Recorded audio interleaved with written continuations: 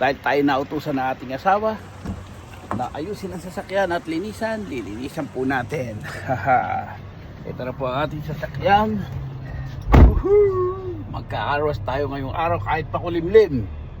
Okay. So, kahit sa karwas. Karwas na natin ang ating sasakyan kahit pakulimlim.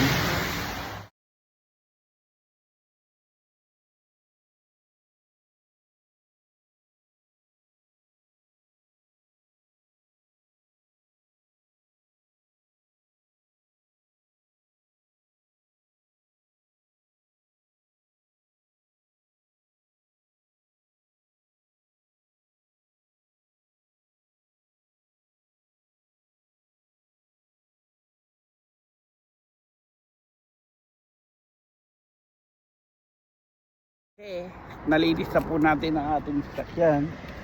Ang ating sasakyan ay malinis na. Pwede na po magsalamin. Tapos na ang car wash natin. Malinis na po yan ang ating sasakyan. Okay. Uwi na po ako.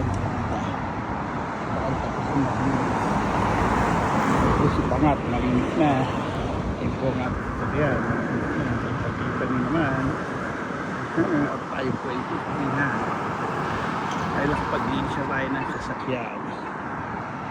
Ang weather.